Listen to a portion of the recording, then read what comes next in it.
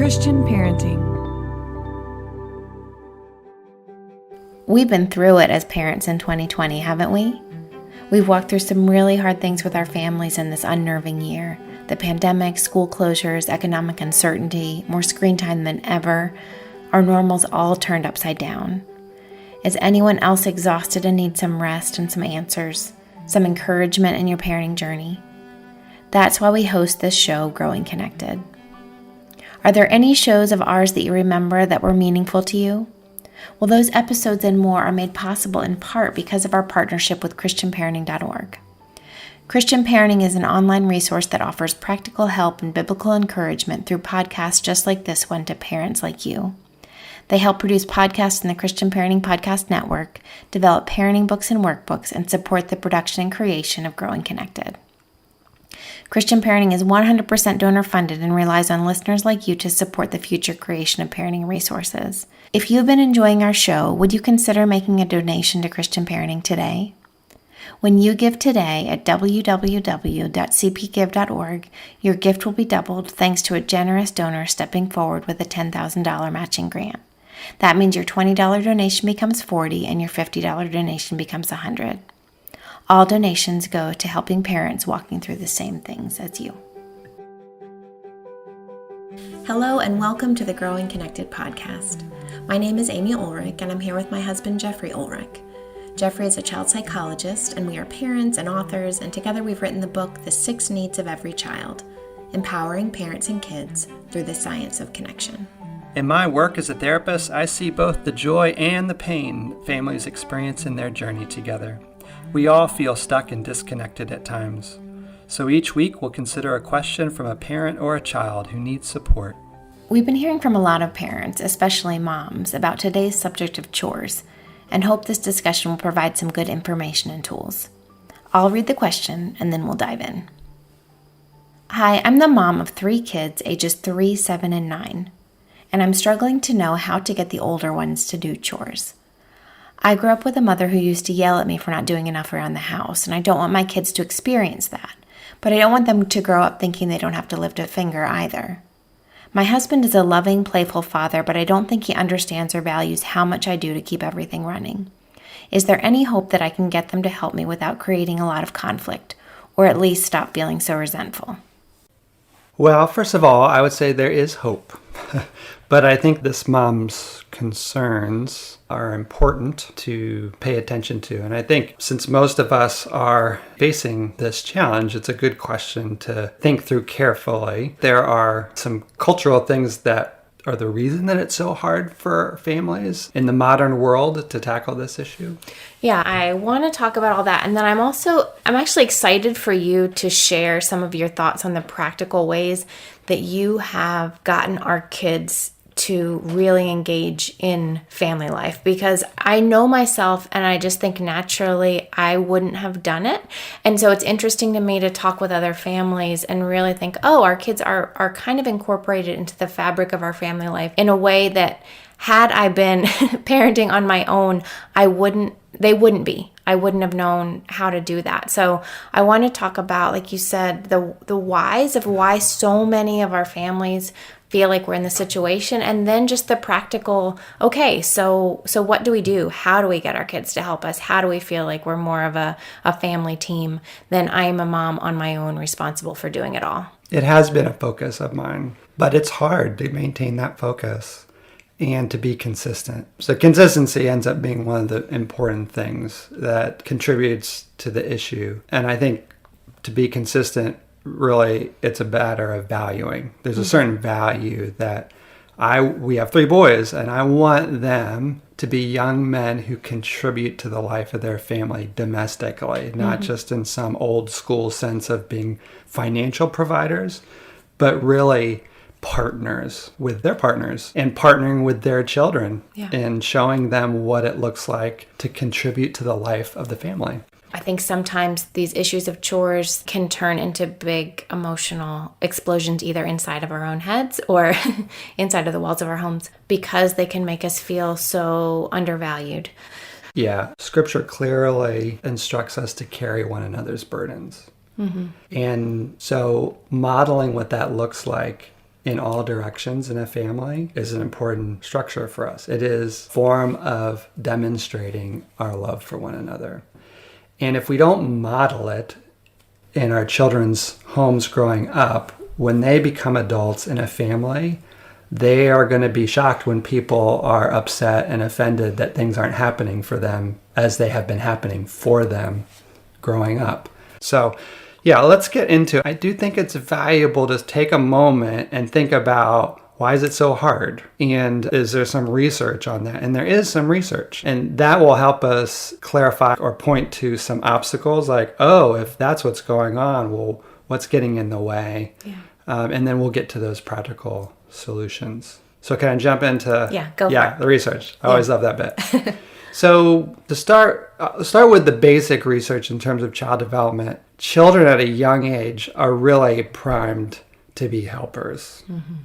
Their attachment systems compel them to work with their attachment figures. And from an early age, when they're little, especially in that toddler age, they observe, they want to mimic, and they want to take part in what we are doing. And so from a very practical standpoint, cutting to that chase, in most modern Western cultures, we tend to place young children outside of the domestic view in that important window. Mm-hmm. Like, we'll just do it ourselves. Right. Because we don't really need or don't perceive ourselves as needing their contributions so much. And frankly, at that younger age, their contributions aren't going to be, practically speaking, that big. But having missed that window, then children in their developmental trajectories move on to other things. So if we haven't captured them at that age to say, yes, come on board, here's how life goes in our family, these are the things to do, and it's good to contribute, then they go, well, not wanted here, not needed here, doesn't feel good when I try because people tell me I did it wrong, so I'll go do other things. Right. And you mentioned how our kids' attachment systems are primed to want to work with us. And that's been helpful for me to understand so that I can find ways to work with them too. The mom today asked how to get her 7 and 9-year-old to help with chores. And if you're listening, I'd really encourage you to use the relationship you have with your kids to grow them in their ability to help. In our book, we talk about the importance of support, and chores are a great place to support our kids as they learn to master things. So for instance, when we wanted our kids to start learning how to do their laundry, we knew they needed a lot of relational support to learn how to do this on their own. So we broke the task down in steps. First, we did the laundry for them and just had them learn to fold it. So we would sit alongside them and fold with them, and then we'd gradually add steps to the point that now our teenagers can handle their laundry themselves. And a young child might really struggle to succeed when they're told to do something like pick up an entire messy room of toys.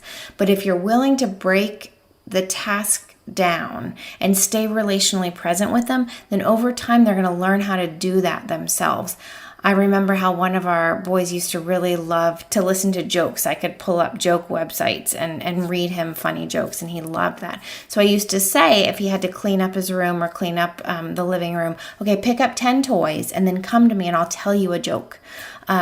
Or look, the books need to be cleaned up and the toys need to be cleaned up. Why don't you clean up all the books and then we'll read one together and then you can handle the toys. So breaking it up and supporting them through tasks like that, train them over time to do it on their own. And I'd really encourage you to start doing this with your youngest, your 3-year-old as well. Research shows that we often miss the cues that our littlest kiddos give us, and they show us how much they want to be included in family functioning. When a toddler observes us doing something, washing dishes or cleaning or folding laundry, they want to do it with us. They don't just want to play at it, they want to do it. Even if it's just something as simple as taking spoons from the dishwasher and putting them away in the utensil drawer. And I really wish that I had known that when our own kids were little. When my guys were little, if one of them came into the kitchen while I was doing dishes, I would just think, okay, he wants to be entertained, or I needed to stop what I was doing and pull out toys and play with him. But I really wish I had known then to fold him into what I was doing, because that's really when kids are primed to learn to become part of this family system. But that doesn't mean that when they're older, we've missed the window. We can still get our kids to help us. And it's so important to be using our attachments with them, our relationships with them, to encourage them in that help. Yeah, absolutely. We want to capture that sense of we are a team. We belong to each other. We help one another in the functioning of this home. Mm-hmm. And we can do that. I think we can do that. So, yeah, I want to talk about what are some of the obstacles.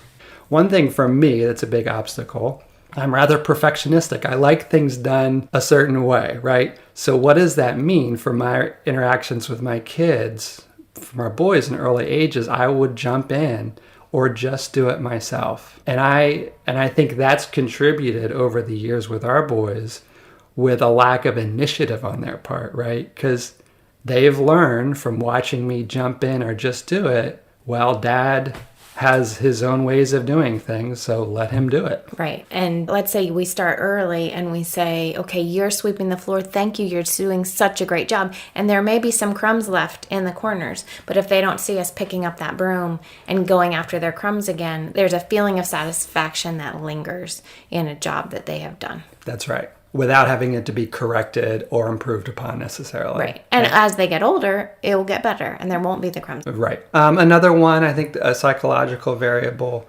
is that if our kids really are active in have a lot of activities and we deem those activities to be important and they're intensive, like school or music or their sports, it's almost like a lot of our children have multiple jobs. Mm-hmm. And so we get to this point where there's some things that need taken care of at home and we can feel guilty. Like they need a rest too. But now we live in this tension where I feel guilty if I insist on the help, but also I need the help, because it's going to fall on me sitting here at home doing it. And so I'm at risk of becoming resentful. But we do have to acknowledge that there is sometimes can be a tension in us in pushing that right. for our kids. And one last thing I'll mention here for now that I think can be a surprise to parents is I think most parents, and often going to psychologists, they're really coming out of the mid-1900s, a big parental view on addressing behavioral concerns was behaviorism. So that if you want a certain behavior, then you engage in a system of incentives and rewards and punishments, a behavior system to shape behavior. But over and over, what people find is it works to a point and then it stops working. So you're talking about things like star charts and specific ways of doing allowances. All of it, yeah. Where we say, well, we're going to get a chart and there's going to be, if you do this, you get that. And if you don't do this, this is what's going to happen. And what I find over and over for parents working with parents is when they've been through really a focus on behavioral approaches, is it's exhausting. Yeah. Because you're like constantly monitoring those reward things and you're trying to remember, oh, what was it? And, we posted on the refrigerator, but then a week later it's like it's there, but nobody even looks at it. So it's really intensive and it really focuses on the issue of whether your child is motivated by whatever the reward or punishment is. And the fact is that we might be motivated for a week or two, but then we lose interest and then we move on to something. So I either have to escalate punishment or escalate reward. Escalate, that's right, exactly. And at some point you go, why do I have to be doing this to get you to just clean up your stuff? The frustration, yeah. Sure. So you're back at square one eventually, often with those systems. Sure. So should we talk about the practical? Yeah. All right. So I think a first step is taking a step back and getting a clear sense of, all right, what would, in terms of my own peace of mind, if you will, feel like, okay, now my kids are growing in their awareness that there are things that need to happen in our home and maybe making a material contribution, like it actually would help if somebody was doing that so I didn't have to, is to sit down and write that list. And that list can be different from whether you have a 15-year-old or a 10-year-old or a 4-year-old. But no matter how young, just anything really is creating that is a process. You're creating that value contributing matters, however imperfectly. But you do have to pin some sort of practical thing. So write what those things are down. And then have a family meeting. And I think the family meeting, really, the important thing there is reframing that issue. However you've approached it, whether it's nagging or punishments and rewards, whatever is not working, to just own that. This has not been working. Right. And it's so important. I just want to insert here to say, like, the family meeting can't take on this ominous tone of like family meeting. I think there are many of us who grew up with very dreadful family meetings. So those are not the kinds of family meetings that we're talking about. It's more of like a check-in, a hey, even if if you got to get away from your own house and go and do something fun together, to be talking about it. Setting the stage for a collaborative meeting rather than everybody has a pit in their stomach about what we're about to be talking about. Yeah. And starting along those lines. So starting from how mad I am or frustrated is probably not the first best move. No. What is a good first move, and it reframes into that old story of families needed one another, and it felt good to need one another and contribute to each other's lives, is to say that your contributions matter. Yeah.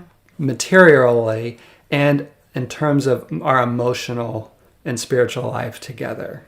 Like it is a form of love in this home that you attend to certain things or respond to a need when you are made aware of it. I think we have done a better job in our family with that value of there are things that need to be done. And if we bring attention to it, that our children actually pretty good at like, they want to help at that point. Where we have had a harder time is like them proactively taking care of things that we've identified that need to be taken care of on a regular basis.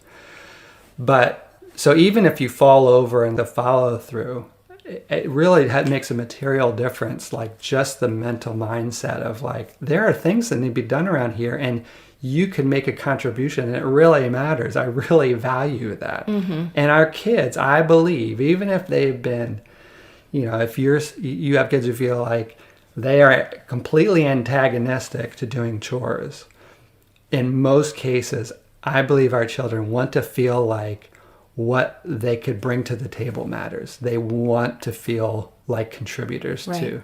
And it's a fine line.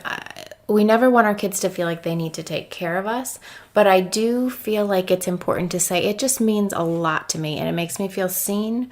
If I notice that you are unloading the dishwasher without me having to remind you. Now, does that mean that I'm never going to have to remind them again? Of course it does not. But at the same time, it's this sense of, okay, this is a way that you're showing me that you see me as a human being and not only as a mom. Yeah. Would you like that story? I think when we had our COVID lockdown here in New Zealand, and having to manage life at home with 3 kids who aren't going to school now, and the dinner thing, how you brought that. Yeah. I was still working. You were working, but you were an essential worker, so you were gone a lot. And then they needed help with their schoolwork. And I was just getting so frazzled and overwhelmed. And so we all sat down together and said, I don't know what the solution is here, but I am really struggling. I can't get everything done, and I feel like I'm short with you all, and I don't know how to find a way forward. And the kids actually on their own, and keep in mind our kids are older, so our kids were 16 and 13 at the time, and so they suggested that they would take over doing dinner 2 nights a week, and it was a bit of the pressure lifting, because it's that feeling of I'm being seen within our system, and then they really felt like they were helping too. And I will say this, like the dinners are not that great. Like dinners made by 13. I like the spaghetti night. Spaghetti night is great. And I'm not, and some of your kids, wow, I see what people post online and you just wonderful chefs. But I think when they offer us, all that to say, like when they offer us something that they want to do to help us, let's not overly critique it. If you can just say, wow, this helped me so much, I am so grateful for it, that actually builds. And then when they get older and they have more skills, they're able to do more and more. And I've seen that develop even over the last months, like as they're adding and they're able to do more and more with their cooking. But yeah, not overly critiquing in the beginning. Just grateful. Yes, this helps our family so much. I can't tell you how much I appreciate it. That opens up the door for them to do more and more. Yeah. There is a line somewhere where we do not want our children to feel like emotionally I'm responsible for mom or dad's wellness. But on the other hand, I think it is completely valid and even important for our children to see and recognize that their actions and choices affect us as emotional beings. This is hard for me, guys. I've had this conversation now 3 times, and I'm feeling like you're not taking it seriously. That is pulling on essentially the attachments that we have, because an attachment is a love bond. And if you love somebody, you care how they are doing. If we're not willing to show our children in honest but clear terms how I'm doing, how their actions are affecting our relationship, they actually miss an opportunity to work on their relationships. Mm-hmm. And the reality here is because, again, we're not on the frontier, and if this doesn't happen, literally we're going to starve. Right. We won't survive. This is more about we are connected to one another. Our lives together actually matter in important ways for how any individual is functioning here. And sometimes we need to talk about how things are affecting us. Now, we also need to go beyond that and help them with structure, like expecting them to figure out what to do necessarily may be too much for them. I also want to say how important it is for us to see them and value them as whole people, just as we want them to do that for us. I think that can be missing in some of our interactions, is saying, okay, this is a person with a life all their own as well. And then consider, Jeffrey, you talked about making that list of what do I really need? I think another good question to ask there is what really matters? Yes. So I think family conversation, here's what would be helpful as mom and dad. And I actually want to emphasize father's role in this conversation, I believe, is hugely important. There are cultural shifts. I think men are wanting to feel like they are contributors to family life. And I think that is a really good and healthy thing for our children and our families. But they can feel awkward stepping into that space. I think men are a little more prone, just male-female differences, to being focused on one thing and not another, where women with more connections between the left and right brain, they see lots of different things at the same time. So they are noticing things that sometimes the men aren't. But that's not an excuse. It's just, that may be why that's happening. Cultural expectations, that play a role. But I think if we are going to expect, especially our boys, to step up to the plate, then dads need to step up to the plate and lead by example and say, this is a value, this is important, and you're going to see me doing this too. So that's a whole separate conversation. If that's an obstacle in a family, then that needs to be addressed. So you have your list of, here's what I think is reasonable. This is why it matters. I really value your contribution here in this way. We also want to give the opportunity to our children to enter a conversation about and say, so what do you think are the obstacles to that? And there could be all sorts of obstacles that you may not be aware of. Or there may be obstacles that you are aware of and you want to put it out on the table. They might have things that are planned at a certain time. Okay, well, let's consider that. How do we work around that as a team? And once you've worked through and problem solved what other obstacles are going to be, at the end of the day, there does need to be follow through. Habits take time to develop, and we do have to be clear and consistent. Okay, you have signed a contract here. You respect that this is important, it matters, and you want to contribute. I need to help you follow through. And that's where having a chart on the refrigerator can be helpful, because there it is. We all agreed on this. This was reasonable. And so when that doesn't happen, yes, you're going to lose that privilege until it does happen. Yeah, no, I think that's great. And things like, all right, well, they need to get their laundry done for the weekend. They need to get their laundry done by Sunday. And if their laundry isn't done by Sunday, then they can't watch TV or be on screens or anything.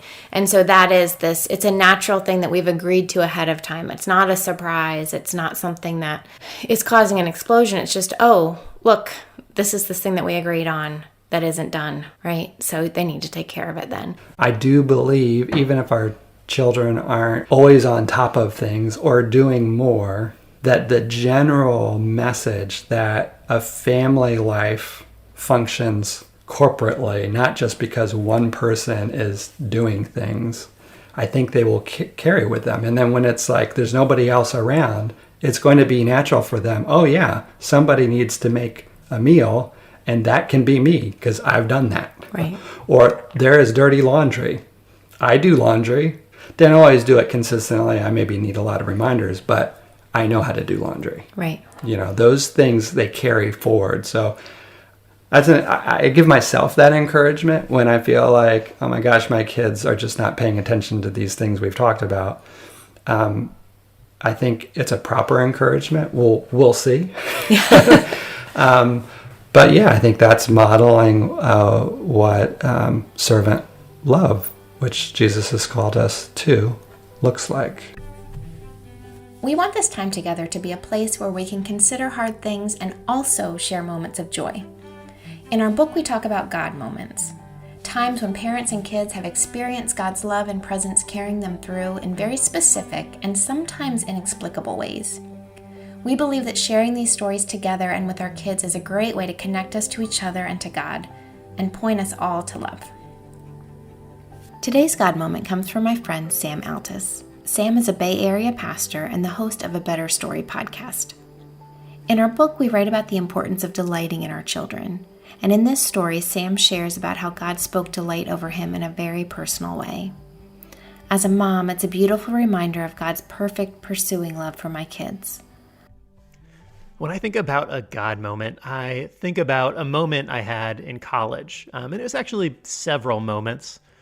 For me, like a lot of people, I think college was this bridge from childhood into adulthood. And my childhood was filled with tons of loving adults, especially in Christian settings. But at the same time, I didn't know it at the time, but I had internalized a really deep sense of shame, especially around God. So I think I thought that God did not like me. God probably loved me, but didn't like me. And that I was probably a fundamentally bad person. And I wouldn't have been able to articulate it at the time, but I remember being so tired, like spiritually tired, and having this sort of gut feeling that I knew that my faith wasn't sustainable if this is how it was.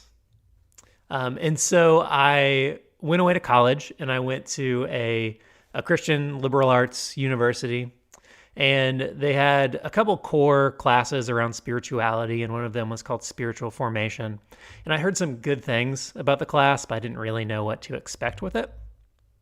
And I remember I walked in the first day and sat down, and the professor came up and he held up a Bible, and he said, "This will not do for you what you've been told it will do for you. This will not make God love or like you any more than God already does. No matter how much you read it, no matter if you memorize the whole thing, it doesn't change God's opinion and love for you." And at least for the environment that I and a lot of my classmates were coming out of, this was really controversial. And so for me, this God moment at first was kind of jarring. It was like, okay, I'm not sure where to place that. But then what the professor, his name was Kurt, continued to do was show us verses in the Bible that talked about how God loved us, full stop. So sort of use the very thing that had maybe been a wedge or something hard for us to deal with, and opened up my eyes to God's not just love for me, but deep sense of pleasure and delight in who I was and who I am.